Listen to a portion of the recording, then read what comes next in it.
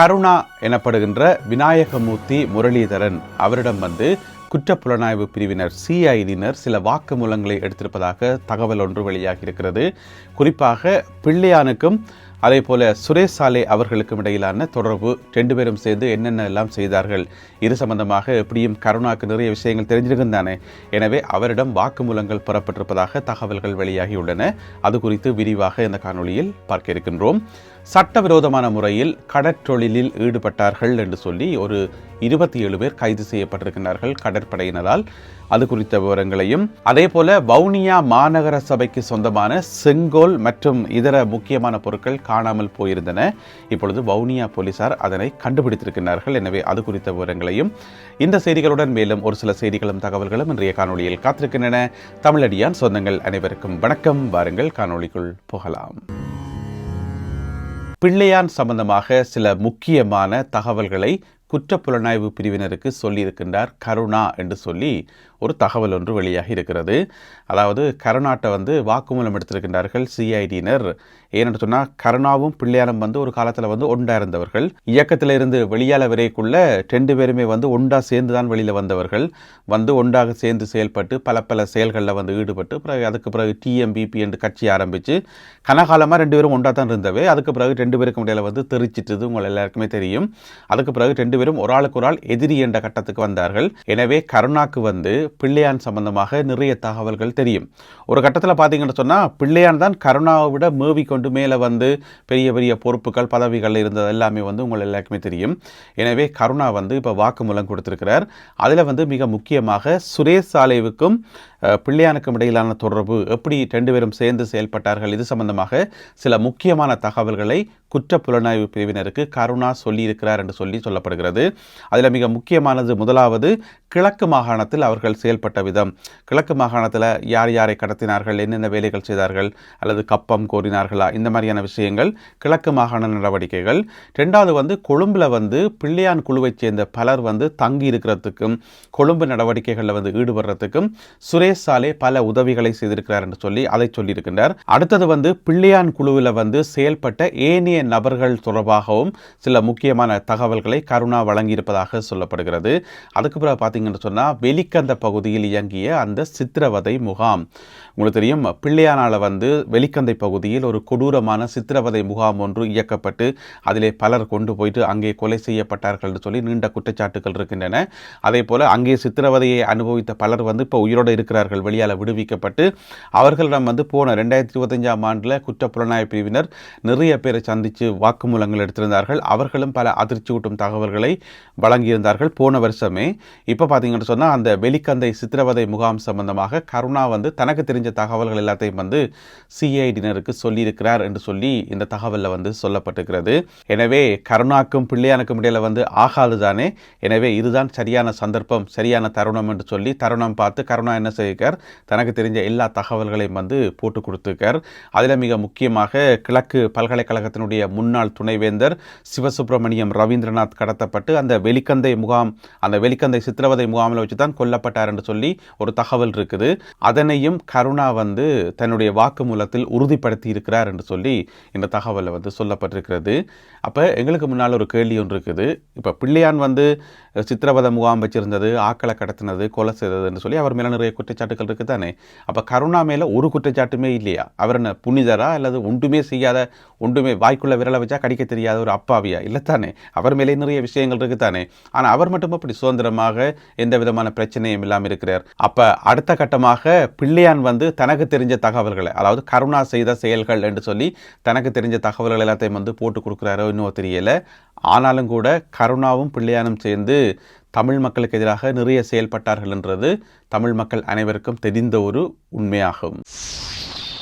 வடக்கு கிழக்கு கடல் பகுதியில் சட்டவிரோதமான கடற்தொழிலில் ஈடுபட்டார்கள் என்று சொல்லி கடற்படையினருடைய சுற்றி வளைப்பில் ஒரு 27 பேர் கைது செய்யப்பட்டிருக்கிறார்கள். அந்த 27 பேரிடமிருந்தும் 10 டிங்கி படகுகளும் 2 ஏனைய படகுகளும் கைப்பற்றப்பட்டுள்ளன. அது மட்டுமில்லாமல் கடற்தொழிலுக்கு பயன்படுத்தப்படுகின்ற இதர பொருட்களையும் கடற்படையினர் மீட்டிருக்கின்றார்கள். இவர்கள் திருகோணமலை, உடுத்துறை, வெற்றிலைக்கேணி, கட்டைக்காடு, சிலாபத்துறை போன்ற பகுதிகளில் மற்றும் யாழ்ப்பாணத்தினுடைய ஏனைய பகுதிகளிலும் வந்து இவர்கள் சட்டவிரோதமான முறையில் கடற்றொழிலில் ஈடுபட்டார்கள் என்று சொல்லி. என்னென்னு சொன்னால், இவர்களிடமிருந்து கைப்பற்றப்பட்ட படகுகளில் வந்து வணிக பொருட்களும் இருந்தன. அதாவது வேறு நாடுகளில் இருந்து வியாபாரத்துக்காக பொருட்களை கொண்டு வந்திருக்கிறார்கள் என்று சொல்லியும் இவர்கள் மீது குற்றச்சாட்டுகள் முன்வைக்கப்பட்டிருக்கின்றன. எனவே இந்த 27 பேரும் மிக விரைவில் நீதிமன்றங்களில் முற்படுத்தப்படுவார்கள் என அறிவிக்கப்பட்டுள்ளது. அகில இலங்கை உணவக உரிமையாளர் சங்கம் ஒரு மகிழ்ச்சியான செய்தி ஒன்றை வெளியிட்டிருக்கின்றார்கள். என்னென்னு சொன்னால், உணவகங்களில் விற்கப்படுகின்ற உணவுப் பொருட்களுக்கான விலைகள் குறைகின்றன. அதாவது இன்றைக்கு சனிக்கிழமை நள்ளிரவிலிருந்து விலைகள் குறைகின்றன. மிக முக்கியமாக கொத்து ரொட்டி மற்றது ஃப்ரைட் ரைஸ், இந்த இரண்டுக்குமான விலை வந்து 15 ரூபாவால் குறையுதாம். அதாவது இப்போ என்ன விலை இருக்கோ அதிலிருந்து 15 ரூபா குறையுது இன்றைக்கு நள்ளிரவிலிருந்து. அதே போல் ஏனைய சிற்றுண்டிகள், பால், தேநீர் மற்றது ஏனைய சிற்றுண்டிகள் இருக்குன்னு தானே, எல்லாமே வந்து பெரும்பாலும் 5 ரூபாவால் குறைக்கப்படுகிறது என்று சொல்லி அறிவிக்கப்பட்டிருக்கிறது. இதனை அகில இலங்கை உணவக உரிமையாளர் சங்கம். எனவே நீங்கள் இன்றைக்கு கொத்துரொட்டி சாப்பிட்டா அதுக்கு ஒரு விலை இருக்கும். இதே நீங்கள் நாளைக்கு சாப்பிட்டீங்கன்னு சொன்னால் 15 ரூபா குறைவாக தான் கொடுக்கணும். எனவே பார்த்து அதுக்கேற்ற தொகையை வந்து கொடுங்கோ. இதை வந்து உத்தியோகபூர்வமாகவே அவர்கள் அறிவித்திருக்கின்றார்கள். ஏனென்று சொன்னால், கேஸினுடைய விலை வந்து குறைக்கப்பட்டது உங்கள் எல்லாருக்குமே தெரியும். அதனை அடுத்து இந்த உணவுப் பொருட்களுக்கான விலைகள் குறைக்கப்பட்டுள்ளன. பொலனறுவை பகுதியில் இடம்பெற்ற ஒரு துயரமான சம்பவம். கணவனின் தாக்குதலில் மனைவி பலியாகி இருக்கின்றார். இந்த சம்பவம் நேற்று வெள்ளிக்கிழமை இடம்பெற்றிருக்கிறது. பொலனறுவை பகுதியில் இருக்கக்கூடிய ஒரு சிறிய கிராமத்தில். என்னென்னு சொன்னால், கணவனுக்கு மனைவிக்கும் இடையில் வந்து வாக்குவாதம் வந்ததாம். நீண்ட நேரமாக வாக்குவாதம் நடந்திருக்குது. ஒரு கட்டத்தில் வந்து கணவன் என்ன செய்கிறார், கை நீட்டிக்கார், என்னத்தை ஒதுக்கி அடிச்சிக்கார் போராட்டக்கு. அந்த இடத்துல வந்து மனைவி படுகாயம் அடைகிறார். 29 வயதுடைய மனைவி.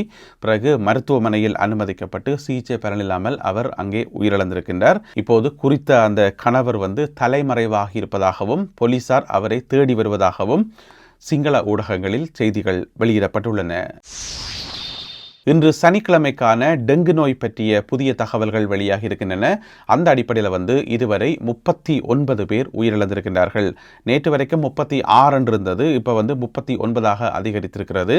எனவே 39 பேர் இந்த வருடத்திலே உயிரிழந்திருக்கிறார்கள். டெங்கு நோய் காரணமாக இதுவரைக்கும் 58,810 பேர் பாதிக்கப்பட்டிருப்பதாக சொல்லப்படுகிறது. அதிலேயும் பார்த்தீங்கன்னு சொன்னால், போன மாதம்தான் அதிக இலக்கம், போன ஜூன் மாதம்தான் அதிக இலக்கம். எவ்வளோன்னு சொன்னால் 21,547 பேர் பாதிக்கப்பட்டிருக்கிறார்கள். அதுக்கு முதல் பார்த்தீங்கன்னு சொன்னால், மே மாதத்தில் வெறும் 8,590 பேர் தான் இலங்கை முழுவதுமே வந்து பாதிக்கப்பட்டிருக்கிறார்கள். எனவே முதல் மாதம் 8,590, அடுத்த மாதமே பார்த்தீங்கன்னு சொன்னால் 21,547 சொன்னால், அப்போ எவ்வளவு தீவிரமாக டெங்கு பரவி இருக்குன்னு பாருங்க. அதனால தான் 39 பேர் உயிரிழந்திருக்கிறார்கள். இதில் வந்து அதிகம் பாதிப்புக்குள்ளான மாகாணம் எதுன்னு பார்த்தீங்கன்னு சொன்னால் மேல் மாகாணம் தான். மேல் மாகாணத்தில் இருக்கக்கூடிய கொழும்பு மாவட்டமாக இருக்கலாம், கம்பஹா மாவட்டமாக இருக்கலாம். இந்த பகுதிகளில் தான் அதிக அளவு டெங்கு நோயாளர்கள். 30,876 பேர் இதுவரை பாதிக்கப்பட்டிருக்கிறார்கள் மேல் மாகாணத்தில். எனவே மேல் மாகாணமாக இருந்தாலும் சரிதான், நாட்டினுடைய ஏனைய மாகாணங்களாக இருந்தாலும் சரிதான், எல்லோருமே வந்து பாதுகாப்பாக இருப்பது அவசியம். வவுனியா மாநகர சபைக்கு சொந்தமான செங்கோல் மற்றது முதல்வர் அணிகின்ற அந்த ஆடை, பதக்கம், இதெல்லாமே வந்து காணாமல் போயிருந்தது உங்கள் எல்லாருக்குமே தெரியும். அது சம்பந்தமான முறைப்பாடு கடந்த செவ்வாய்க்கிழமை போலீஸில் வந்து கொடுக்கப்பட்டது. அதாவது வந்து மாநகர சபையினுடைய செயலாளர் இருக்கார் தானே, செயலாளர் போயிட்டு போலீஸில் முறைப்பாடு கொடுத்தவர் இந்த மாதிரி பதக்கத்தை காணையில், செங்கோலை காணையில் என்று சொல்லி. அதுக்கு முதல் பார்த்தீங்கன்னு சொன்னால், முன்னாள் முதல்வர் வந்து பதவி நீக்கம் செய்யப்பட்டிருந்தவர். அப்போ அவர் பதவி நீக்கம் செய்யப்பட்டு அதிரடியாக பதவி நீக்கம் செய்யப்பட்டிருந்தவர் வடமாகாண ஆளுநரால். அப்போ அவர் வந்து பதவி நீக்கம் செய்யப்பட்ட அந்த டைமில் வந்து செங்கோலும் காணாமல் போனது வந்து ஒரு பரபரப்பை வந்து உருவாக்கி இருந்தது. இப்போ செங்கோலை தூக்கி கொண்டு ஓடி போய் ஒளிச்சு வைக்கிறதுல என்ன கிடக்குது? அது வந்து முழுக்க ஒரு அநாகரிகமான செயல். அதை யார் செய்தார்கள் என்றதை இனி போலீஸ் விசாரணைகளில் வந்து தெரிய வரும். யார் செய்திருந்தாலுமே வந்து அது அநாகரிகமான செயல். அதில் என்ன கிடக்குது? இப்போ செங்கோலையும் அந்த உடுப்பையும் அந்த பதக்கத்தையும் எடுத்துக்கொண்டு போயிட்டு எங்கேயாவது ஒரு இடத்துல ஒளிச்சு வச்சா அதில் ஒரு விதமான பிரயோசனமும் இல்லை. அது வந்து களவெடுத்தார்கள், களவு என்ற கேட்டகரிக்கெல்லாம் பெருமே தவிர அதில் வேறு எந்த விதமான பிரயோசனமும் இல்லை. அது வந்து ஒரு ஜனநாயக ரீதியிலான ஒரு எதிர்ப்பை காட்டுறது அப்படியும் கிடையாது. ஏதாவது பிரச்சனை என்று சொன்னால் போலீஸில் போயிட்டு கம்ப்ளைண்ட் பண்ணலாம், நீதிமன்றத்தில் போயிட்டு வழக்கு போடலாம், அல்லது ஜனநாயக முறையில் வந்து போராட்டம் நடத்தலாம். அதை விட்டு இந்த மாதிரியான பொருட்களை எடுத்துக்கொண்டு ஒழிச்சு வைக்கிறது வந்து எந்த வகையிலும் ஏற்றுக்கொள்ளக்கூடியது அல்ல. இப்போ பார்த்தீங்கன்னு சொன்னால் போலீஸார் தீவிரமான தேடுதல் வேட்டை நடத்தி போலீஸுக்கு வந்து ஏற்கனவே தகவல் கிடைச்சிட்டு தான் இன்ன இடத்துலாம் கொண்ட ஆக்கள் வச்சிருக்கணும் என்று சொல்லி 5 பேர் சேர்ந்து செய்திருக்கணும் இந்த வேலையை.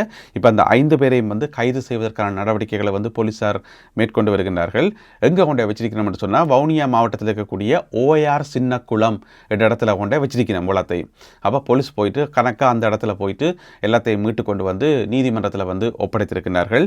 அதுக்கு பிறகு நீதிபதிகள் சொல்லியிருக்கின்றார்கள் அதை வந்து உள்ளூராட்சி உதவி ஆணையாளர் அவர்கிட்ட கொண்டே கொடுக்க சொல்லி அப்போ போலீஸார் இப்போ பொருட்களை வந்து அங்கே ஒப்படைத்திருக்கின்றார்கள். இது களவு தான் இது. எனவே இந்த களவுடன் சம்பந்தப்பட்ட 5 பேர் மிக விரைவில் கைது செய்யப்படுவார்கள் என்று சொல்லி எதிர்பார்க்கப்படுகிறது. இந்த காணொலியில் பகிர்ந்து கொள்ளப்பட்ட செய்திகள், தகவல்கள் தொடர்பான உங்களுடைய கருத்துக்களை மறக்காமல் கீழே எழுதுங்கள். மீண்டும் சந்திப்போம் உறவுகளே. நன்றி, வணக்கம்.